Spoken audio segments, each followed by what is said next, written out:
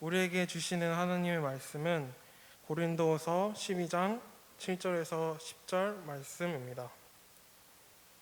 제가 가진 성경으로 신약 299면쯤에 있습니다. 여러 계시를 받은 것이 지극히 크므로 너무 자만하지 않게 하시려고 내 육체의 가시 곧 사탄의 사자를 주셨으니 이는 나를 쳐서 너무 자만하지 않게 하려 하심이라. 이것이 내게서 떠나가게 하기 위하여 내가 3번 주께 간구하였더니 나에게 이르시기를 내 은혜가 내게 족하도다. 이는 내 능력이 약한 데서 온전하여 짐이라 하신지라. 그러므로 도리어 크게 기뻐함으로 나의 여러 약한 것들에 대하여 자랑하리니 이는 그리스도의 능력이 내게 머물게 하려 함이라. 그러므로 내가 그리스도를 위하여 약한 것들과 능력과 궁핍과 박해와 공고를 기뻐하노니 이는 내가 약한 그때의 강함이라. 아멘.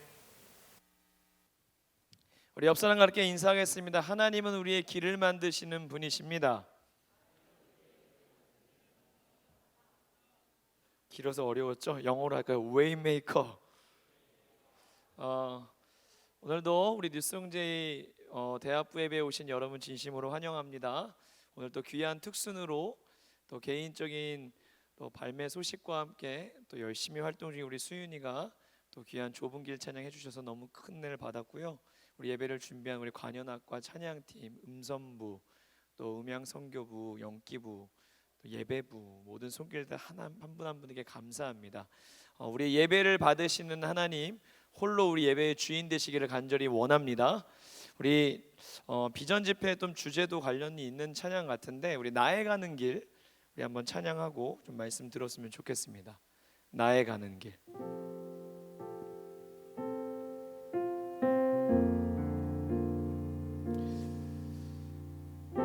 우리가 정말 찬양 가운데 많이 고백은 하는데요, 하나님께서 정말 광야의 길을 사막의 강을 만드시는 하나님이심을 정말 우리가 나의 진짜 고백으로 드려질 수 있기를 소망합니다. 오늘 우리가 이곳에 온 것도 우리가 걸음을 옮긴 것 같지만 주님이 인도하셨고 지금까지 우리의 삶을 인도하셨다면 하나님은 우리가 아직 걸어보지 않은 내일도 분명히 인도에 가실 것을 믿습니다. 그 믿음으로 우리가 함께 이 찬양 고백했으면 좋겠습니다. 악보가 도착했으니 걱정하지 마세요. 나의 가는 길, 나의 가는 길 주님 인도하시네. 그는 보이지 않아도 날 위해 일하시네. 주 나의 인도자 항상 함께 하시네. 사랑과 힘 베푸시며 지금 이 순간도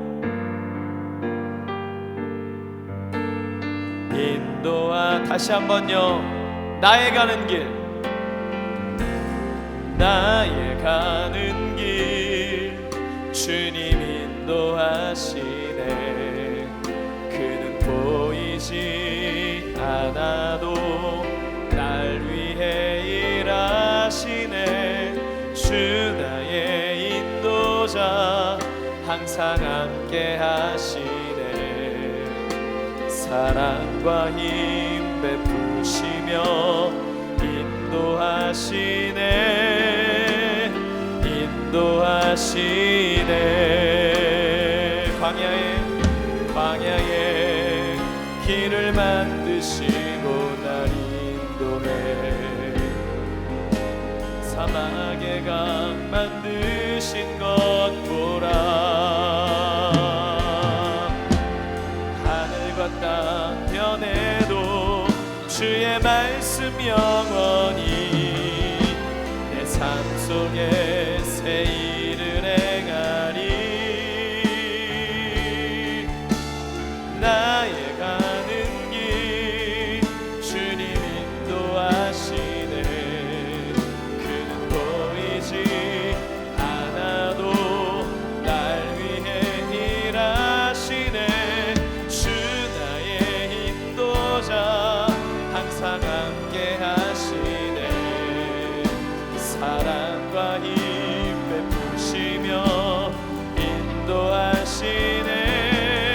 한번 처음부터 더 높은 소리로 고백하겠습니다. 나의 가는 길 주님 인도하시네. 그는 보이지 않아도 날 위해 일하시네. 주 나의 인도자 항상 함께 하시네. 사랑과 힘 베푸시며 인도하시네. 인도하시네. 광야에 길을 만드시고 날 인도해. 사나개가 만드신 것 보라. 하늘과 땅 변해도 주의 말씀 영원히 내 삶 속에 새이. 광야에 길을 만드십니다. 광야에 길을 만드시고 날 인도해. 사나개가 만드신 것 전능하신 주님을 찬양합니다. 하늘과 땅 변해도 주의 말씀 영원히 내 삶 속에 새 일을 행하리. 나의 가는 길 주님 인도하시네. 그는 보이지 않아도 날 위해 일하시네. 주 나의 인도자 항상 함께 하시네. 사랑과 힘 베푸시며 인도하시네. 인도하시네. 사랑과 힘 베푸시며 사랑과 힘 베푸시며 인도하시네. 인도하시네. 하나님 아버지, 길을 만드시는 하나님, 그것이 우리가 원하는 길일 수도 있고 아닐 수도 있지만 우리의 인생에 반드시 나야 하는 그 길을, 반드시 우리가 걸어가야 할 그 길을, 그것이 좁아 보이든 넓어 보이든 하나님은 우리를 생명의 길로 인도하심을 믿습니다. 진리의 길로 인도하시는 줄로 믿습니다. 주님이 우리의 길 되심을 이 시간 고백합니다. 하나님, 우리에게 말씀하여 주옵시고 전하는 종은 주님의 옷자락으로 가려주시고 말씀이신 주님이 친히 우리 마음 가운데 찾아와 주셔서 하나님의 말씀을 듣는 귀를 열어주시고 깨닫게 하여 주시고 듣고 싶은 말씀보다 들어야 될 말씀이 믿음으로 반응할 때 들려지는 은혜를 더하여 주옵시며 우리의 성령님께서 우리의 마음의 문을 열어주셔서 하나님 맺어야 될 열매들을 맺을 수 있도록 축복하여 주시옵소서. 우리 마음에 뿌려진 가라지들과 하나님의 말씀을 가로막는 우리의 분주한 생각과 나뉘어진 마음 가운데에 하나님 잠잠하라 말씀해 주시고 주님의 말씀대로 길이 열리는 바닷길이 열리는 축복을 더하여 주시옵소서. 예수 그리스도의 이름으로 기도드리옵나이다. 아멘. 그 음성이 너무 지금 너무 뭉글하게 들려서 제가 좀 잘 안 들립니다. 조금 조정을 부탁드릴게요. 하나님 말씀, 우리 오늘 고린도전서 후서 12장 7절에서 10절 말씀을 나눴는데요. 우리 한 번만 더 같이 읽고 말씀을 나누도록 하겠습니다. 고린도 후서 12장 7절에서 10절 말씀입니다. 299면에 있습니다. 한 절씩 교독하시고 7, 8, 90이니까 7절, 8절 제가 읽고요. 90절을 같이 읽도록 하겠습니다. 여러 계시를 받은 것이 지극히 크므로 너무 자만하지 않게 하시려고 내 육체의 가시 곧 사탄의 사자를 주셨으니 이는 나를 쳐서 너무 자만하지 않게 하려 하심이라. 이것이 내게서 떠나가게 하기 위하여 내가 3번 주께 간구하였더니 나에게 이르시기를 내 은혜가 내게 족하도다. 이는 내 능력이 약한 데서 온전하여 짐이라 하신지라. 그러므로 도리어 크게 기뻐함으로 나의 여러 약한 것들에 대하여 자랑하리니 이는 그리스도의 능력이 내게 머물게 하려 함이라. 그러므로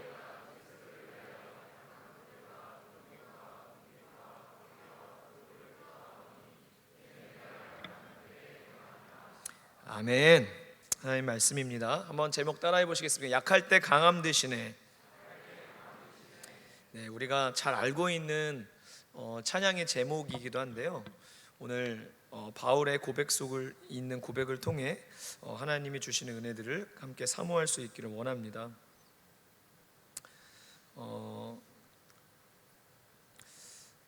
우리나라의 가장 아름다운 섬, 여러분 제주도를 가면, 어릴 때도 저도 이제 제주도를 몇 번 가봤는데 제주도를 가면 꼭 어린 마음에 신기하고 신기해서 갈 때마다 뭐 설명도 듣고 지형 지문의 이야기도 듣지만 신기한 건 저는 참 도깨비도로가 신기합니다. 가보신 분 아시죠? 도깨비도로 분명히 내리막길인데 이렇게 음료수 캔을 굴려보면 밑으로 굴러가지 않고 눈에 보이기에 이게 떼굴떼굴 위로 굴러가고요. 차도 중립으로 놓으면은 밑으로 내려가는 것이 아니라 위로 올라가는, 거꾸로 올라가는 것 같은 모습을 보면서 어떻게 분명히 내 눈에 보이기는 저기가 높은 곳이고 여기가 낮은 곳인데 참 우리가 알고 있는 원리로는 참 다른 모습들이 펼쳐지면서 참 신비한 도로다, 도깨비 도로다 그러지 않습니까? 착시현상이죠. 많은 사람들이 그 도로를 보고도 그냥 눈에 보이는 대로 펼쳐지는 게 아니라 전혀 눈에 다르게 펼쳐지는 현상들이 우리 안에 눈앞에 펼쳐집니다. 여러분, 하물며 우리의 삶이 내가 바라보고 느끼고 내가 판단하는 삶과 하나님이 바라보시고 하나님이 말씀하시며 하나님이 그렇다 하시는 말씀 가운데 여러분 왜 차이가 없겠습니까? 우리는 우리의 생각과 우리의 시야와 우리의 판단을 의존해서 우리의 느낌을 의존해서 살아가지만 여러분 사실은 삶은요 우리가 보는 것과 하나님이 보시는 것 사이에서 많은 차이가 있다는 것을 우리가 기억해야 합니다. 소리 조금만 더 높여주세요. 여러분 창세기 보면 요셉의 삶에 대한 이야기를 우리가 압니다. 요셉은 아버지 사랑과 편애 속에서, 물론 아버지가 아들을 편애하고 사랑한다고 형들이 아들을, 그 동생을 애굽에 팔아넘기는 일들이 모든 가정에 보편적으로 일어나는 일은 절대로 아닙니다. 그러나 그 동생이 너무 얄미웠고 하나님이 요셉에게 꿈을 주셔서 그 꿈을 이야기할 때마다 형들은 요셉을 향한 그 마음의 미움과 시기심이 감당할 수 없을 정도로 커졌습니다. 그런 요셉의 삶이 애굽에 여러분 노예로 팔려갑니다. 친형에 의해서. 우리였으면 몸부림쳐도 벗어날 수 없었다면 인생에 두고두고 그것은 큰 스티그마가 되고 트라우마가 됐을 텐데 요셉은 그 시간들을 통해 또 애굽이라고 낯선 나라에 그는 노예가 되었고 거기서 그는 하나님을 의식하고 주님의 뜻에 순종했을 뿐인데 그는 그 순종한 결과가 그는 오해를 받아서 죄수로 전락합니다. 이후에는 또 여러 우여곡절을 통해서 결국 풀려나게 되었고 자유인이 되었고 총리가 되고 요셉의 이야기들이 그렇게 흘러갑니다. 여러분 요셉의 이야기를 어린 시절과 그리고 애굽에 팔려갔던 노예였던 시절, 노예이지만 또한 죄수로 전락하고 총리가 되었던 이렇게 네 가지로 굳이 구분을 해서 봤을 때 참 신기한 게 어린 시절과 총리가 되었을 때는 없었던 말이 오히려 죄수였고 노예였던 시절에 성경에 반복해서 명확하게 의도를 갖고 말씀하시는 구절이 있어요. 하나님께서 요셉과 함께 하시니 그가 형통하였다라고 이야기합니다. 어린 시절이 아니고 총리 때가 아니고 죄수요 노예였던 때의 성경은 계속해서 그 순간에도 요셉이 하나님과 함께 했기 때문에 그가 형통한 자라고 하나님의 말씀이 기록을 하고 있습니다.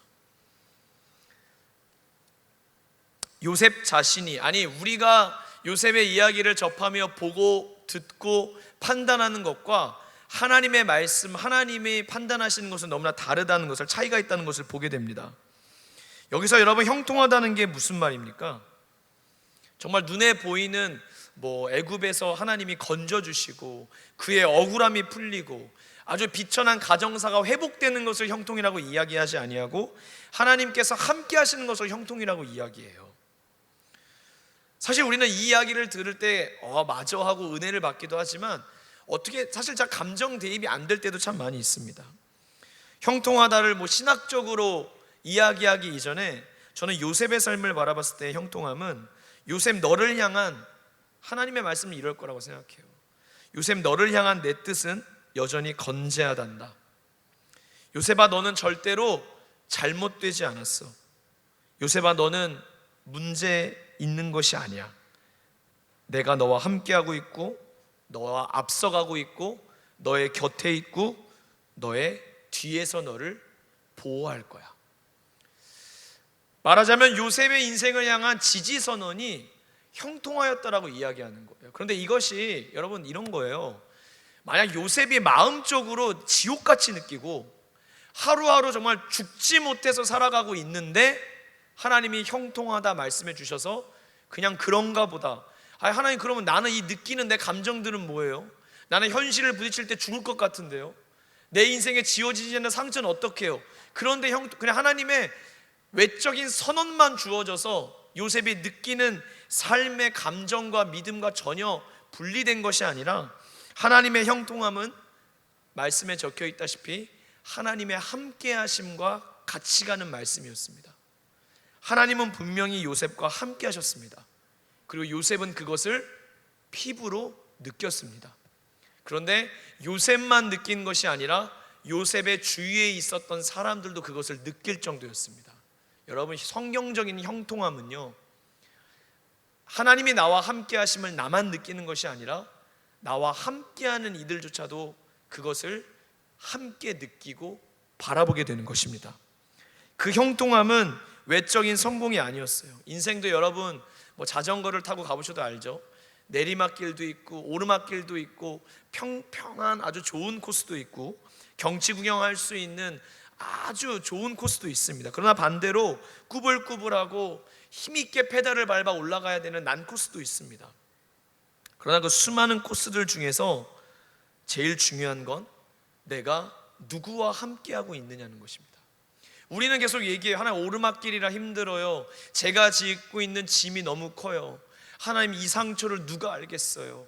하나님 내가 노력하고 노력해봤고 나름대로 할 만한 거 다 해봤잖아요. 그러나 저 여기까지인가 봐요. 제가 과거에 실망했었던 이걸 어떻게 위로해 주실 거예요? 숱한 우리 안에 내가 지금 걸어가고 있는 인생의 코스에 대해서 이 얘기 저 얘기 할 때가 있지만 하나님은 요셉에게도 하셨던 말씀과 같이 오늘 우리에게도 동일하게 이야기하십니다. 네가 누구와 함께 있는지를 기억하라고. 요셉은 하나님이 함께 하셨고 하나님의 형통하다는 사인을 진심으로 누리고 있었던 삶입니다. 그래서 다른 사람들이 뭐라고 하는지보다 하나님의 함께 하심을 더 집중했었던 자예요. 우리의 삶도 그렇습니다. 저는 예전에 이건 여러분 파리의 여인에 나왔던 박신양 씨 아시죠?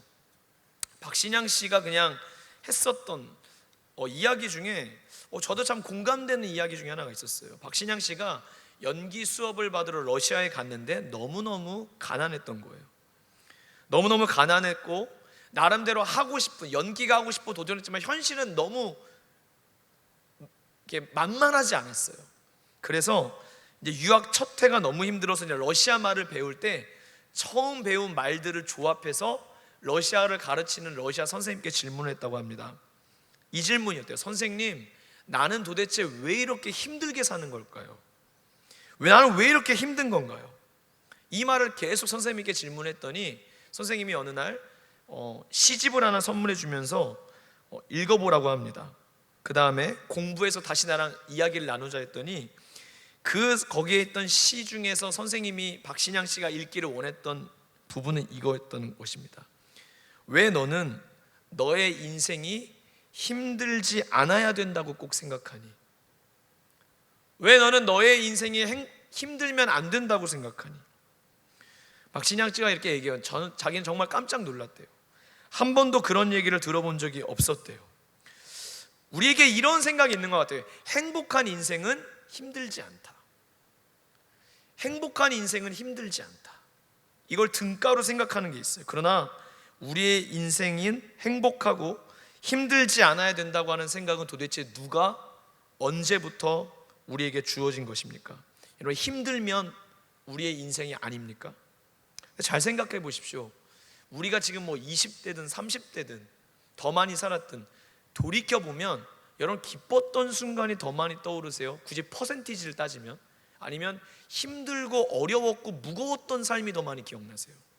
전 솔직히 각자가 살아온 삶의 모습이 다르겠지만 기쁠 때도 분명히 있지만 힘들 때도 정말 많이 덜 쳐줘도 50%는 있었던 것 같아요. 힘든 인생도 기뻤던 순간도 좋았던 감사했던 순간, 그러나 아주 고비라고 생각하고 힘겹게 걸어왔던 시간도 분명히 우리 삶에 존재했어요. 아니, 어쩌면 성경도 그러죠. 인생이 지나보면 수고만, 힘들었던 것만 더 많이 남는다고. 어쩌면 즐거울 때보다 힘든 때가 더 많은 것 같습니다. 그런데 우리가 그 힘든 때를 사랑하지 않는다면 우리는 나의 인생을 사랑하지 않는다는 뜻이 됩니다.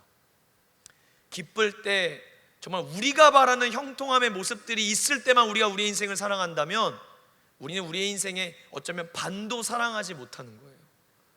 인생은 힘들 수 있습니다. 힘들지 않은 인생, 행복한 인생은 힘들지 않을 거야가 아니라 힘든 인생 속에도 행복이 있을 수 있고요. 반면에 또한 우리의 인생에 아무리 어려움이 있어도 하나님이 우리의 생각과는 다른 하나님의 계획과 뜻들이 그 안에 있을 수 있다는 것입니다. 오늘 이 자리에 우리는 우리와 수준이 비슷한 하나님을 찬양하고 예배하기 위하여 나오지 않았습니다. 우리는 우리와 압도적으로 다른, 존재적으로 다른, 차원이 다른 크고 광대하신 하나님을 믿고 있는 줄로 믿습니다. 우리는 그 하나님을 믿어요. 그렇다는 건 우리는 기본적으로 하나님하고 비교도 안 되게 작은 존재예요. 우린 작아요. 우리가 내가 보고 판단하고 느끼는 것과 하나님이 보시는 게 다르다는 걸 인정하는 순간 우리는 내가 꼭 맞는 게 아니구나, 내가 보는 게 전부는 아닐 수 있겠구나, 아니 더 나아가 아닐 수 있겠고, 다른 게 아니라 내가 말하고 내가 판단했던 그 길이, 그 목적이 하나님의 말씀을 비추어 봤을 땐 틀릴 수도 있겠구나 라고 하는 것을 인정해야 합니다. 우리가 정말 크신 하나님을 이 시간 믿고 있다면, 여러분은 왜 비전을 하나님께 구하십니까? 우리 스스로 우리가 비전을 만들어내고 우리의 길을 만들어낼 수 있다면 우리는 오늘 이 자리에 있지 않을 거예요. 그러나 우리는 크신 하나님을 믿기 때문에, 우리 힘으로 할 수 없는 것들을 이뤄내신 하나님을 이 시간 바라보고 기대고 그분을 의지하기 때문에 우리가 알지 못하는 길도 그분께 있음을 믿고 오늘 구하는 건 아니겠습니까? 그렇게 비전 집회를 단지 우리의 진로와 적성과 어떤 꿈을 찾기 위해 웨이메이커라고 지은 것이 아니라 우리의 인생에 진짜 걸어야 될 길을 만들어 가시는, 인도하시는, 책임지시는 하나님을 바라보기 위해서입니다. 사랑하는 여러분, 하나님을 믿는다는 건 무엇입니까? 비록 작은, 좁은 내 시야와 내 수준과 내 실력과 기준에서는 다 이해가 안 돼요. 다 이해할 수 없어요. 그게 정상이에요. 감히 헤아릴 수조차 없어요. 그러나 하나님을 믿는다는 건 말씀에 기록된 하나님이 보여주신 기준을 나의 기준으로 붙들고, 그 기준은 뭡니까? 언제나 선하시고, 언제나 온전하시고, 언제나 사랑의 본질을 잊지 않고 대입하시며 이 기준을 붙드는 사람들을 살리기를 원하시는, 불변하는 하나님의 기준을 붙드는 것입니다. 여러분, 우리는 오늘 붙들다가 내일 기준이 아니 되어버리는 변하는 것들을 붙들며 사는 것이 아니에요. 우리는 오늘 우리의 삶은 한없이 바람 불 때, 비바람이 칠 때 바뀌지만 불변하시는 하나님, 우리가 하나님을 믿기 위해서 그분에게 요구해야 되는 모습이 하나 있어요. 하나님은 변해서는 안 돼요. 하나님이 변하시는 분이라면 하나님 좋을 때, 능력이 있을 때만 의지할 만한 분이지, 변덕스럽고 변하시는 분이라면, 우리를 사랑했다가 내일은 사랑하지 않고, 어제는 용서했지만 오늘은 그분의 마음이 내키지 않아 우리를 심판해버리신 하나님이시라면 우리가 그분을 어떻게 믿을 수 있겠습니까? 하나님은 변하지 않으세요. 변하지 않는 분을 믿으니까 우리의 믿음이 영원한 거예요. 흔들리는 것들을 붙잡으면 우리의 믿음도 흔들리는 수밖에 없는 것이죠. 불변하시는 하나님을 믿기 때문에 그분과의 관계를 맺고 살아가는 것, 이 믿음이 있는 사람이, 여러분, 이 땅에서 세상 흔들리고 사람들은 변하여도 우리는 주만 끝까지 섬길 수 있는 것입니다. 오늘 지금 여러분 하나님의 기준을 붙드십시오. 변하는 것들이 여러분이 지금 당장에 시급하고 여러분의 동아줄 같이 보여도 그 변하는 것들을 붙잡으면 결국에 나도 넘어지게 됩니다. 믿음은 불변하신 하나님과 관계를 맺는 것입니다. 그래서 우리는 언제나 오늘 지금 하나님의 기준을 붙들어야 될 뿐만 아니라 또한 오늘 지금 우리가 겪고 당하고 있는 상황으로 인해 내 인생을 결론 내려서는 안 됩니다. 한번 따라해 보시겠습니다. 진리가 결론이 되도록, 말씀이 결론이 되도록. 여러분, 이것이 우리의 결론이죠. 이것이 우리가 정한 뜻이죠. 이것이 우리가 순종해야 될 모습인 것이죠. 오늘 여러분, 저 요새는 아닙니다. 잠시 몇 시간 제가 한눈을 팔아서 유튜브에서 구미호견이라고 하는 드라마를 좀 보게 되었습니다. 그러나 한 회 한 회 찾아본 게 아니라 갑자기 유튜브에 여러 알고리즘으로 갑자기 뜨잖아요. 뭐 600년 동안 뭐 이런 게 왔길래 이게 뭐지 하고 딱 클릭을 해봤는데, 나는 백두대간의 주인이다 뭐 이러면서 그 뭐 나오는데 생각보다 내용이 너무너무 재밌는 거예요. 물론 이게 굉장히 판타지지만, 근데 여러분 부탁드린 건 꼭 설교 중에 이런 얘기를 하면 끝나고 구미호견만 기억해요. 구미호견은 잠깐 그냥 스치는 거니까 이게 꼭 잊으세요. 구미호견을 잊어주세요. 그러니까 이동욱이 아니 얘기를 하다 말았으니까, 탤런트 이동욱 씨가 구미호견의 주인공입니다. 조보아랑 같이 씨랑 주인공인데, 구미호견을 제가 보면서 스토리는 얘기 안 해요. 남을 것 같으니까 스토리는 얘기 안 할게요. 근데 이걸 보면서 제가 너무 재밌었던 건 뭐냐면, 저는 이제 한 편에 요약된 걸 봤습니다. 1화부터 뭐 8화까지 9화부터 몇 화까지 요약된 거 잠깐 이렇게 해서 스토리를 이렇게 봤는데 정말 재밌었던 게, 요새 여러분 인기 있는 드라마, 인기 있는 영화의 특징은 뭔지 아세요? 많은 사람들이 예상하고 예측했던 것들을 깨트리는 반전이 있어요. 요새 정말 뛰어난 작가들은 다 이 반전의 능력을 소유한 자들이에요. 이렇게 돼서 이렇게 될 줄 알았고, 수많은 뇌피셜들이 나와요. 수많은 뇌피셜들이 막 유튜브에 쏟아져요. 그러나 능력 있는 작가는 그 모든 뇌피셜들 중에 하나가 아니고 완전히 뒤엎는 전개로 독자들을 깜짝 놀라게 만들어요. 구미호견도 그런 반전이 있더라고요. 그런 영화들이 요새 인기가 있더라고요. 그런데 여러분, 진짜 이 땅을 다스리는 우리 하나님이야말로 반전의 전문가이세요. 우리가 전혀 기대할 수 없을 때, 우리의 모든 소망이 끊어져 갈 때, 희미해져 갈 때, 약해져 갈 때, 아픔에 시달려 오늘이 끝이라고 마침표를 찍을까 말까 고민하는 그 순간에도 하나님은 우리의 인생을 완전히 반전시킬 수 있으세요. 우리가 예상한 대로 삶이 그래서 절대로 흘러가지 않아요. 그래서 우리는 오늘 하나님을 기대해요. 어찌하여 낙심하며 어찌하여 불안해하는가? 너는 하나님을 바라라. 그가 나타나 도우심으로 말미암아 내가 여전히 찬송하리로다. 오늘 저와 여러분이 다 문제가 없거나 문제가 해결돼서 이 자리에 있는 거 아닙니다. 그러나 오늘 우리는 문제를 넘어 하나님을 기대하고 바라야 할 이유가 충분합니다. 우리 하나님이 우리의 인생에 우리가 기대하지 못할 때 일하시기 때문이에요. 여러분, 주가 일하십니다.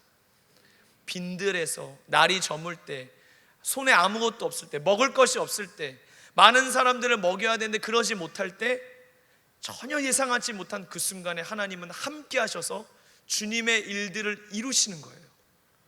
오늘도 여러분, 하나님의 때가 오는 줄로 믿습니다. 기본적으로 하나님의 때는 우리가 예상할 수 없어요. 우리의 생각과 늘 달라요. 그러므로 여러분, 낙심하지 마세요. 포기하지 마세요. 실망하지 마세요.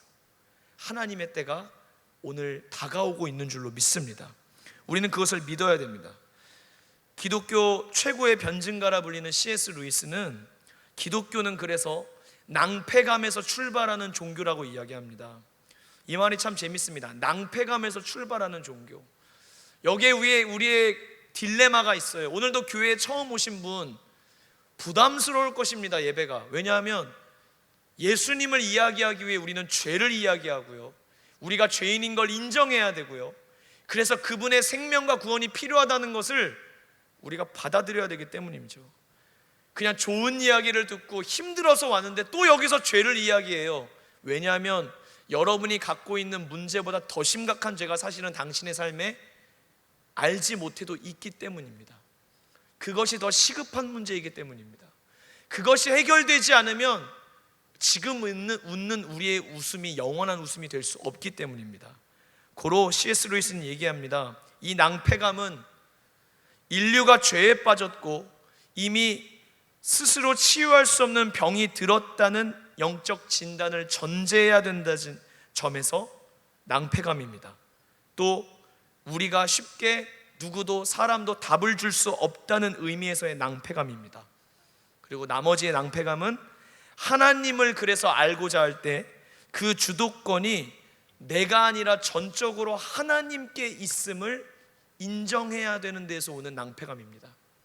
여러분, 우리는요, 태생적으로 본성적으로 죄가 우리를 어떻게 부추기냐면 네가 너의 인생의 주인공이야, 네가 너의 인생의 주인이야.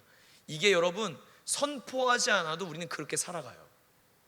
우리는 우리의 인생에 내가 왕이에요, 내가 주인이에요. 그러나 복음은 이걸 정면으로 깨트려요.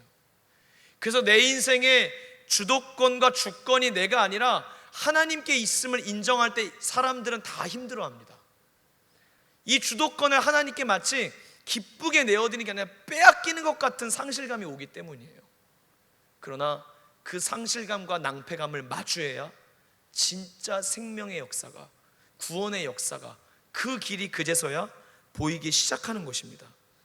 여러분, 오늘 우리에게 하나님이 주권을 가지고 사랑을 가지고 다가오셔서 저와 여러분을 새롭게 하시기를 소망합니다. 우리가 보는 것과 하나님이 보시는 것도 삶에서 이렇게 다릅니다. 결정적으로 오늘 바울은 그 얘기를 합니다. 바울은 복음을 전하는 사도였습니다. 복음을 위하여 하나님이 나를 택하셨다고 하는 자부심도 있었고 사명도 있었습니다. 그런데 그런 바울이 이렇게 많은 사람 앞에 서서, 마이크는 없었겠지만 성령의 능력으로 병든 자를 치유하시고 눈먼 자를 보게 하시며 안진뱅이를 일으키시고 죽어가는 영혼들을 살리시는 복음을 전해야 할 바울이 그의 삶에는 마치 축복이 하나도 없는 것처럼, 우리 청년들의 딜레마 그거 아닙니까? 복음을 전하고 하나님 전할 때 여러분의 삶이 잘 돼야 된다고 생각하시죠? 내 삶이 지금 능력이 있어야 된다고 생각하시죠? 그래야 내가 더 큰 영향력으로 나의 삶에 잘된 축복을 가지고 하나님을 전할 거야 라고 하는 마음이 여러분 안에 있어요. 그러나 우리의 현실이 우리가 원하는 공식대로 되지가 않죠. 바울도 그랬습니다. 많은 사람들에게 예수를 전해야 될 바울이 설교를 전하다 많은 주석가들이 이야기합니다. 바울이 겪었던 질병은 간질병이었다고. 경기를 일으키고 거품을 물고 갑자기 전조 증상 없이 쓰러지는 거예요. 여러분, 진짜로 제가 이 자리에 설교를 전하다가 연기가 아니라 진짜로 써서 떼굴떼굴 구르면 이 예배가 얼마나 여러분이 놀란 심령을 갖겠습니까? 예수님을 전해야 될 자리에 바울은 그렇게 쓰러지고 자신의 약함을 사람들 앞에 원치 않아도 오픈이 될 수밖에 없었습니다. 그래서 바울은 3번이나 작정하여 하나님께 기도합니다. 하나님, 바울은 이것을 가시로 표현해요. 하나님, 제 인생의 이 가시를 빼주세요. 하나님, 제 인생의 이 가시를, 이 가시만, 이거 하나만, 하나님 이 가시만 멀어지게 해주세요. 세 번째 구했을 때 오늘 하나님이 바울에게 말씀하십니다. 바울아, 내 은혜가 너에게 족하다. 내 은혜가 너에게 족하다. 내가 너의 삶에 왜 가시를 뒀는지 아니? 그것으로 인해 네가 창피를 당하고 부끄러움을 느끼고 아파하고 작아지는 걸 내가 왜 모르겠니? 그러나 그것을 통해 내가 너의 삶에 그 약함을 통해 내 능력이 온전해지기를 원하기 때문이야. 그리고 그 약함 속에 내가 너의 강함이 되어주기 원해서야. 바울은 이 얘기를 듣고 더 이상 가시를 옮겨달라고 기도하지 않고 약할 때 약해지는 법을 배우고 약할 때 강해지는 법을 배우게 됩니다. 여러분과 저의 삶에 꼭 이런 우리가 가진 자질과 재능적인 약함뿐만 아니라 어쩌면 사람에게, 가족에게도 털어놓을 수 없는 숨기고 싶은 약함과 가시들이 아마 있을 줄로 압니다. 그 가시 하나만 사라지면, 그 가시의 문제 하나만 해결되면 내 인생이 하나님의 영광을 위하여 더 크게, 더 능력 있게, 더 영향력 있게 쓰임받을 것 같지만, 그래서 믿음을 가지고 딜을 하고 싶은 수많은 충동과 유혹과 갈등도 생기지만, 오늘 주님의 말씀은 우리의 판단과 우리의 생각과 다른 말씀을 하십니다. 약함을 그대로 두라는 것입니다. 약함을 가지고 하나님을 찾으라는 것입니다. 약한 그때 하나님의 능력이 온전해진다라고 하는 것입니다. 그래서 우리는 약함을 하나님 앞에 가지고 품어야 합니다. 저와 여러분은 우연을 믿는 사람들이 아니고 섭리를 믿는 사람들입니다.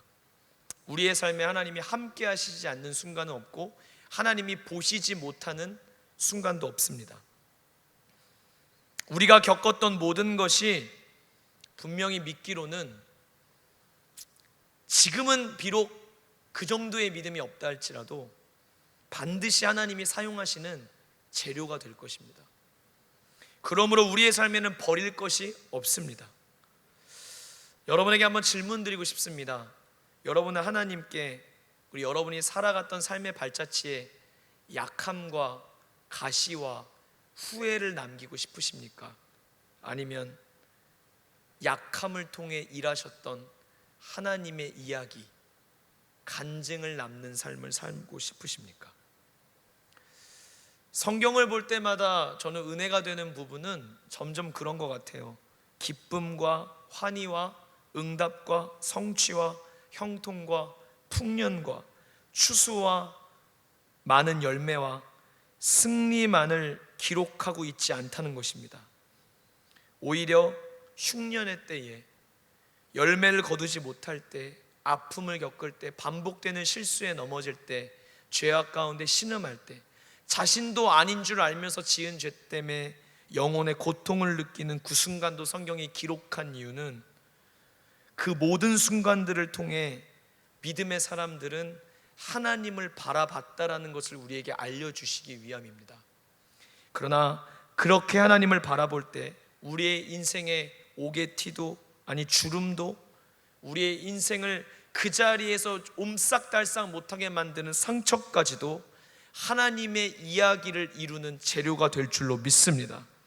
똑같은 상황, 똑같은 사건을 만나도 약함이 기억되고 남는 삶이 아니라 나를 사랑해 주시고 나를 도와주시고 언제나 함께 해주시고 항상 변함없이 돌봐주시고 축복하시고 사용하시는 예수님, 그분의 이야기가 남는 삶, 그래서 이것이 나의 간증이요라고 고백하는 삶. 디키 좀 보여줄게요. 여러분, 이것이 우리의 간증이어야 되지 않겠습니까? 우리 대학부 안에, 여러분의 믿음 생활 안에 숱한 행함들의 이야기는 있지만 그것이 여전히 내가 주도권이고 하나님을 예배하고 믿으면서도 내가 보고 내가 판단하고 내가 말하는 것밖에 없다면 그건 하나님이 없는 나의 이야기일 뿐이에요. 그 삶의 기쁨과 성공의 스토리, 승리의 스토리가 있어도 하나님과 무관한 이야기일 것입니다. 그러나 비록 우리가 지금 과정 중에 있고 이룬 것이 부족하고 성취다운 성취가 없다 할지라도, 아니 오늘 또 찌질하게 넘어졌다 할지라도 그 모습 그대로 주님 앞에 나아가면 그 약함의 자리에서도 배울 수 있는 하나님의 은혜가 있습니다. 이것이 나의 간증이요, 예수를 나의 구주 삼고 찬양 보면 3절 가사가 이렇습니다. 주 안의 기쁨 누림으로 마음의 풍랑이 잔잔하니 세상과 나는 간 곳 없고 구속한 주만 보이도다. 여러분, 이겁니다. 우리는 참 많은 걸 보고 싶어요. 근데 많은 것을 보는 게 진리가 아닙니다. 예수님을 보는 것이 진리입니다. 그분 한 분만 보이는 인생이 형통한 인생이에요. 그분 한 분만 바라보는 인생이 진짜 강한 인생이에요. 그래서 주님은 때로는 우리의 삶에 가시로 찔리는 자녀의 아픔을 두고도 너 나 떠나지 말라고, 내가 너 곁에 있어야 네가 산다고 말씀하시며 주님 우리와 함께 하시는 거예요. 주 안에 기쁨 누림으로 마음의 풍랑이 잔잔하니 세상과 나는 간 곳 없고 구속한 주만 보이도다. 이것이 나의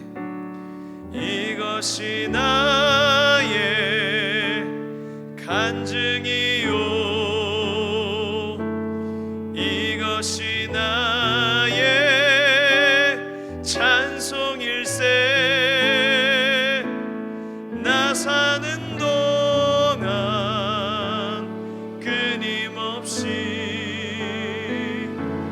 구주를 찬송하리로다.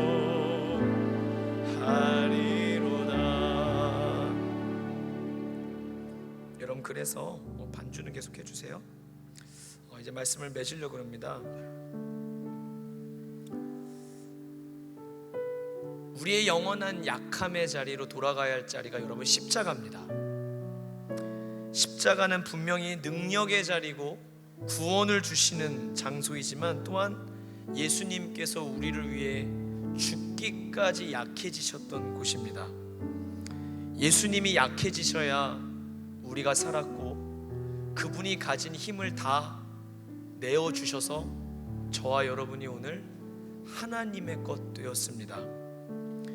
예수님이 걸어가신 길을 따라가는 저와 여러분의 삶에도 먼저는 우리가 가진 주장하고 싶은 강함들을 내려놔야 합니다. 그리고 우리의 약함을 가지고 하나님 앞으로 나아가야 됩니다. 약함을 인정하는 게 여러분 두렵습니다. 그래서 우리는 발버둥 칩니다. 인정하는 것도 어려워요. 받아들이기 싫죠.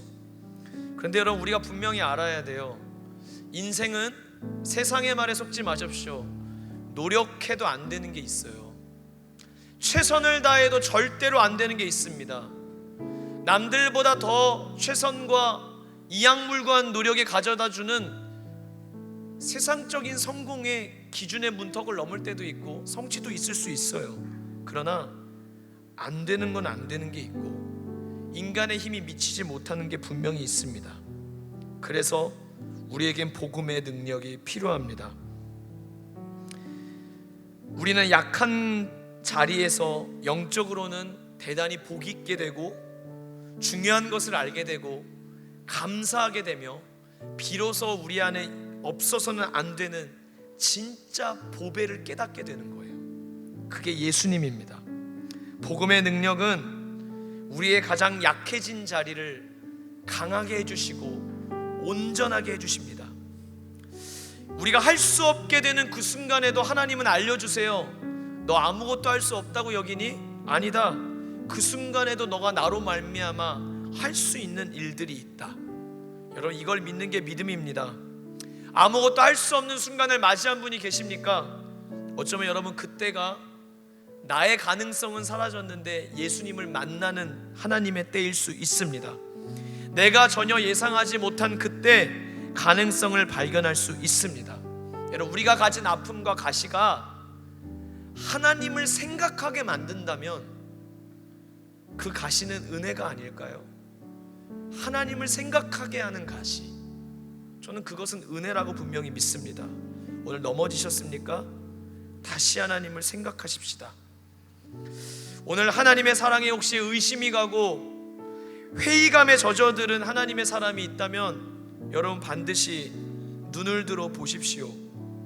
하나님이 쓰셨던 사람들이 어떤 사람이었는지. 자신이 책임 못 질 큰 소리만 치고 떵떵거렸던 베드로, 자기의 혈기를 다스리지 못해 살인까지 저질렀던 모세, 자기 목표를 이루기 위해서라면 수단 방법 가리지 않았던 욕심 많은 야곱, 타국인 출신의 노예 출신의 전과자 요셉, 낮은 자존감 가운데 하나님의 거듭되는 약속을 신뢰하지 못했던 기드온, 모두가 약점과 가시가 있었던 사람들이에요. 우리가 결론을 알죠? 그 가시를 안고 하나님의 손에 붙들려서 하나님의 영광과 능력을 드러낼 수 있었습니다. 그래서 오늘 사도 바울은요, 자신의 약함을 자랑한대요. 약함의 자리에 은혜를 경험한 자에게 두드러지는 반드시 분명한 특징이 있어요. 여러분, 은혜는 추상적이지 않습니다. 은혜는 분명합니다. 은혜 받으면요, 약함을 더 이상 부끄러워하지 않아요. 그렇다면 은혜를 받은 겁니다. 글쎄 모르겠어요. 앞에서 목사의 믿음도 약함을 자랑하기에는 저도 좀 부족한 것 같아요. 그러나 방향성은 주님이 알려주셨어요. 약함을 자랑하는 자리까지 갈 때 우리의 약함이 예수 그리스도의 능력이 머무르는 강함이 될 줄로 믿습니다. F키 눌러주세요. 여러분, 약할 때 강함 되시네라고 하는 찬양 기억하십니까? 전 세계가 이 찬양을 모르는 사람이 없죠. 이 찬양을 지은 작곡가 데니스 씨는 크리스찬 가정에서 태어났지만 5살 때 여러분 성폭행을 당합니다. 남자에게. 5살 아이가 성폭행을 당하고 많은 동성애자들도 얘기하지만 그 성적인 당했던 것이 사단이 쾌감으로 바꿔서 그 사람은 동성애자가 됩니다. 청년의 시절과 교회에서 열심히 생활하는데 그의 안에는 정리되지 않은 정체성, 하나님의 사랑과 용서를 이야기하는 자리에 남자를 추구하고 잘못된 성을 집착하는 자신에 대한 숱한 노력들이 번번이 실패하고 약해지면서 그는 자살도 시도하고 수많은 안 좋은 생각에 치달았어요. 어느 날 그가 대학교에 가서 여자도 사귀어 보려고 노력했고 하나님이 주신 힘으로 이겨내려고 몸부림치다가 자신이 살던 지역에서 저명한 기독교 리더를 만납니다. 그 사람과 영적으로 말씀으로 훈련을 받고 위로와 멘토링을 받으면서 어느 날 그에게 아무에게도 얘기하지 않았던 자신 안에 추악한 검은 진실을 꺼냈습니다. 그 순간 그는 너무 짐을 벗은 것 같았대요. 그런데 그의 운명은 웬걸 털어놨던 그 사람이 동성애자였던 거예요. 오히려 그것을 꺼내놓고 나서 더 성적으로 착취를 당했다고 합니다. 그는 인생에 정말 소망이 다 끊어졌고 더 이제 오히려 이대로 돌이킬 수 없다고 생각하고 더 오히려 동성애에 심취를 해버렸대요. 이왕 막 나간 거 끝까지 가버리자. 그러던 중에 번번이 하나님이 그의 인생을 붙잡으셔서 돌아오라 돌아하는 도움의 손길을 얻어요. 결국 그는 하나님께 뭔가 더 가까이 가면 길이 있겠지 하고 신학교를 갈 생각을 합니다. 어릴 적부터 음악적 대상이 너무 탁월했기 때문에 찬양과 이런 곡들을 많이 지었다고요. 누군가 그랬대요. 내가 오늘 꿈을 꿨는데 데니스, 너가 수백 곡을 만들었는데 전 세계의 기독교인들이 그 찬양을 부르고 있어. 그때 그게 믿어지지 않았대요. 근데 어느 날 데니스가 십자가를 봐도 넘어갈 수 없었던 부분이 뭐냐면 동성애에 탐닉했던 자신의 검은 죄만큼은 예수님도 지기 싫어하실 거야. 예수님도 거부하실 거야. 그 용서를 받아들일 수가 없는데 그냥 반주자로 참여했던 집회에서 한 분이 예언을 해요. 지금 이곳에 자신의 누구도 알기를 원하지 않는 숨은 마음을 하나님께도 숨기고 있는 한 사람이 있습니다. 하나님이 오늘 빛 가운데로 나아오라고 말씀하십니다. 그 말을 듣는 순간 자신의 이야기인 줄 알았고 하나님 앞에 나아가 무릎 꿇고 토해냈을 때 자신의 생각과는 달리 하나님이 나는 너의 그 죄까지도 용서한다. 더 이상 감추지 말고 있는 모습 그대로 너를 사랑하니 힘겨웠던 시간의 방황을 끝내고 내게 오너라 말씀하셨대요. 그 말씀을 듣고 믿음으로 나아가는데 사울의 악신이 다윗의 수금에 떠나갔던 경험이 자기에게 나타나 동성에서 나올 수 있게 되었다는 고백을 듣고 지은 고백이 약할 때 강함 대신에입니다. 이 찬양 약할 때 강함 대신에 라고 하는 고백 뒤에 바로 오는 결론이 뭐예요? 나의 보배가 되신 주님. 여러분, 약함이 강함이 되고 약함이 온전함이 되기 위해선 우리는 오늘 예수님을 다시 만나야 됩니다. 우리는 오늘도 예수님이 필요합니다. 우리의 약함의 자리가 오늘 약함으로 남지 않고 하나님이 일하신 사랑의 이야기가 남는 우리 뉴송제이 대합부 되기를 원합니다. 우리 약할 때 강함 대신에 찬양 부르며 기도하기 원하는데요, 일어나실 분은 일어나시고 하나님 앞에 나아가실 분들은 여러분의 모습 그대로 하나님 앞에 나아가실 수 있기를 바랍니다.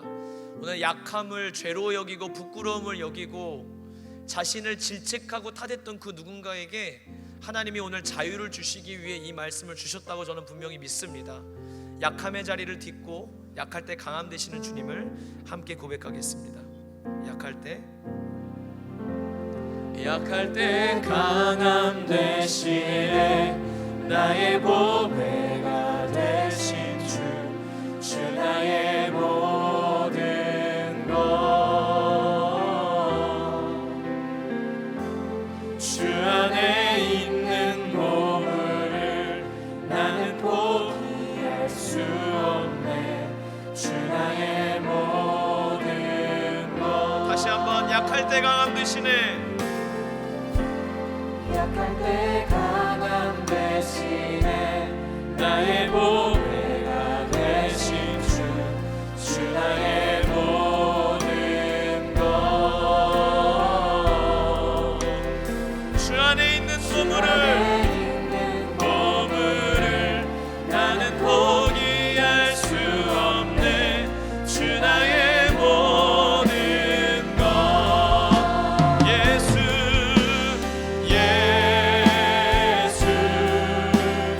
어린 양 존귀한 이름.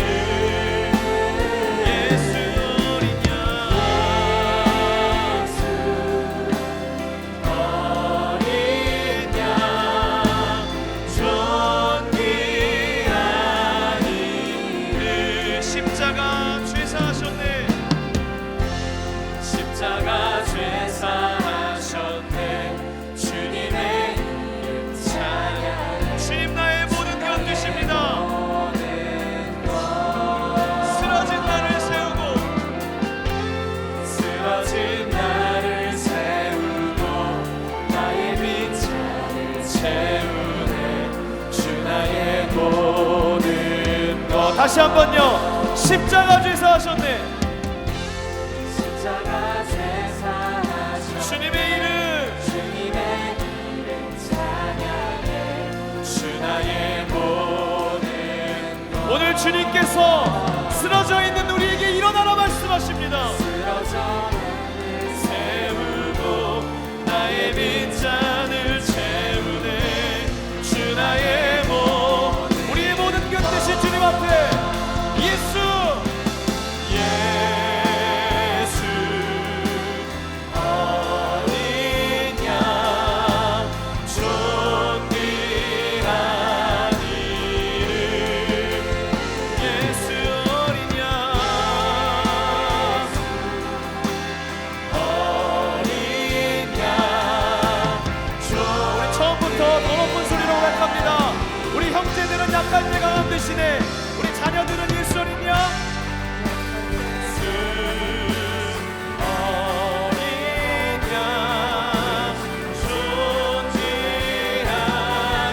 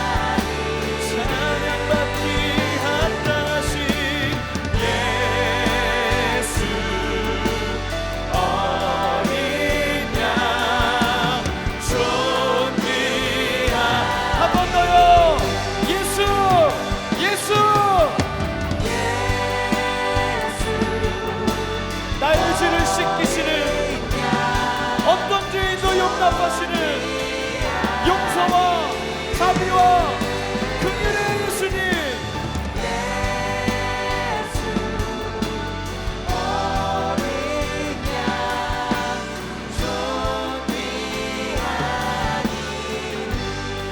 기도하십시다.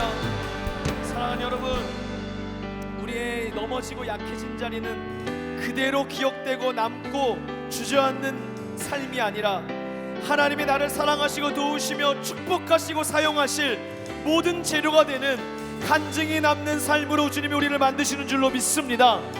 주저앉지 마시고 주님의 능력을 의지하십시오. 멈춰있지 마시고 나를 사랑하고 빛 가운데 나아오라 오너라 말씀하시는 음성에 순종하며 하나님 앞으로 나아갈 때 주님은 우리의 인생을 통해 영광 받으실 줄로 믿습니다. 여러분, 어떤 가시가 있는지는 중요하지 않습니다. 하나님의 은혜가 있는지가 중요합니다. 하나님의 은혜가 있으면 어떤 큰 가시라도 우리는 넉넉히 감당하겠지만 주님의 은혜가 없으면 작은 가시에도 넘어져 신음하며 주저앉아 있을 것입니다. 하나님이 우리를 은혜로 살아가자고 부르십니다. 너는 은혜로 사는 존재라 말씀하십니다. 약함과 강함이 함께 있는 것이 참 어울리지 않지만 오늘 우리의 약함을 통해 나의 약함을 배우게 하여 주시고 오늘 이 약함을 통해 주님의 강함을 경험하게 하여 주시옵소서. 주여, 세 번 부르짖고 동성으로 기도합니다. 주여, 주여, 주여.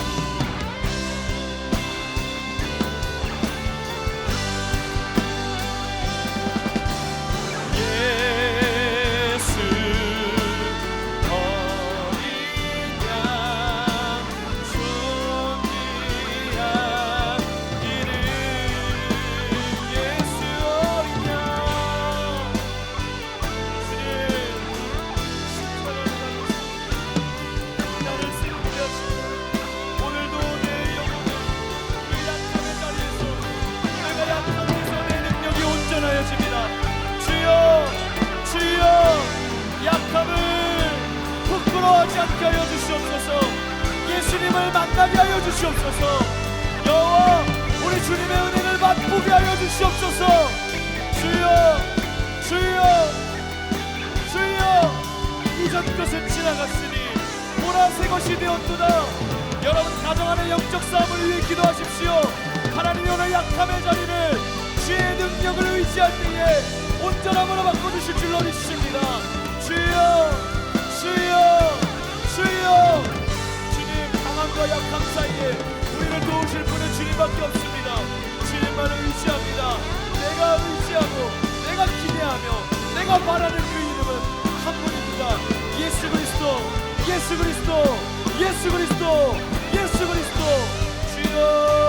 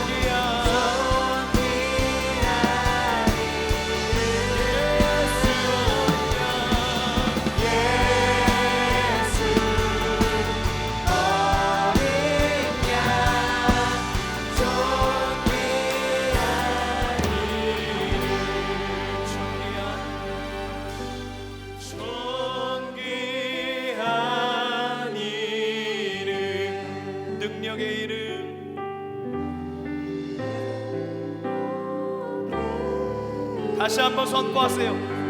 능력의 이름,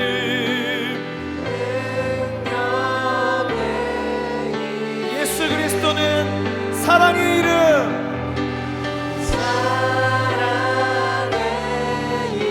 용서의 이름,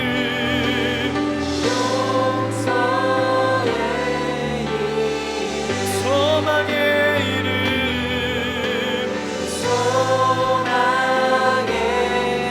마지막으로 생명의 이름,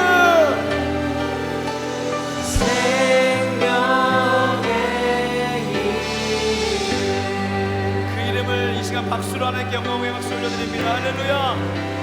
그 이름이 우리를 건지십니다. 그 이름이 우리에게 새로운 삶을 주십니다. 할렐루야.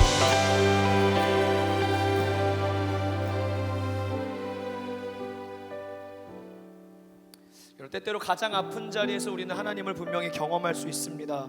그것이 우리의 영적 유익의 시작이 되고 영적인 성장과 성숙을 위한 디딤돌이 될 것입니다.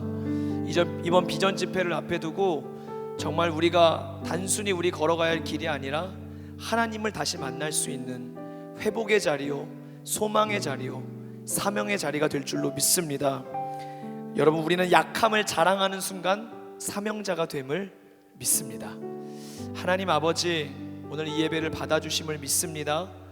우리의 연약함과 실수와 넘어짐과 죄악에 황폐해진 자리에도, 가시로 찔려 신음하는 자리에도 주님의 능력이 함께 하시어 온전하게 하시고 우리의 강함을 새롭게 고백하게 하여 주시옵소서. 예수님이 그런 우리의 소망과 구원의 이름이 되어주셔서 너무나 감사합니다. 영광 받아주시고 비전 집회 위에 큰 은혜를 더하여 주시며 담임 목사님 말씀 준비할 때 성령의 충만함 더하여 주시옵소서. 코로나19로 여전히 삶의 자리자리마다 막히고 문이 입지가 좁아지고 약해졌다고 생각한 자리마다 새로운 꿈을 꾸게 하실 줄로 믿사오니 우리 청년들에게 소망을 더하여 주시옵소서. 예수님의 이름으로 기도하옵나이다. 아멘. 이제는 우리 주 예수 그리스도의 은혜와 하나님 아버지의 사랑과 성령의 교통하심이 다시 약하고 부족해도 가시와 더불어, 아니 은혜와 더불어 예수님과 더불어 우리가 걸어가야 할 길을 걸어가기를 소망하고 다짐하는 모든 하나님의 백성 위에, 또한 오늘 특순으로 영광 돌린 우리 수윤이의 앞날 위에, 예배를 준비한 모든 손길들을 위해 이제로부터 영원까지 함께 하시기를 간절히 축원하옵나이다. 아멘.